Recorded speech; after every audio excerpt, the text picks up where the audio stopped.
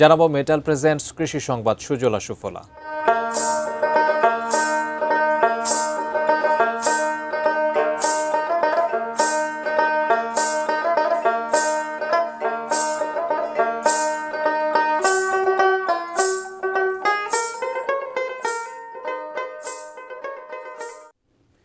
কুষ্টিয়ায় রানার জাতের স্কোয়াশ চাষ করে ভালো ফলন ও লাভ পাচ্ছেন কৃষকরা।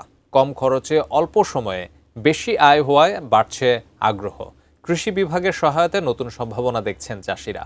কুষ্টিয়া প্রতিনিধি শরীফুল ইসলামের পাঠানো তথ্য ছবিতে ডেস্ক রিপোর্ট। কুষ্টিয়ার সীমান্তবর্তী দৌলতপুর উপজেলার আদাবাড়িয়া ইউনিয়নের গরুড়া গ্রামের কৃষক এনামুল হক এবছর 2 বিঘা জমিতে চাষ করেছেন রানার জাতের উচ্চ ফলনশীল শীতকালীন সবজি স্কোয়াশ।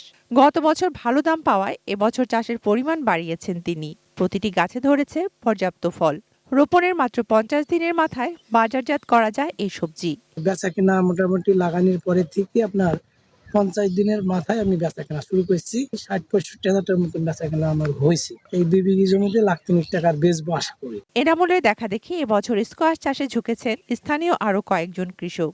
তাদের জমিতেও মিলেছে ভালো ফলন, বাজারেও এর ভালো চাহিদা রয়েছে। ইদানিং আজ কয়েক বছর হলো এনামুল আবাদ করছে। এর থেকে আমরা গ্রাম অঞ্চলে সবাই খেতে থেকে কিনে নিয়ে যেতে পারি বা ব্যাপারীর কাছ থেকে নিতে পারি। ইনামুলের মাধ্যমে আমাদের গ্রাম অঞ্চলে আবাদটা হচ্ছে এবং আমরা এটা খেয়ে দেখেছি, সবজি হিসাবে অত্যন্ত ভালো। স্কোয়াশ চাষে কৃষকদের প্রশিক্ষণ ও কারিগরি সহায়তা দিচ্ছে কৃষি বিভাগ। এটাতে অন্যান্য সবজির তুলনায় বিষ খুবই কম ব্যবহার হয়।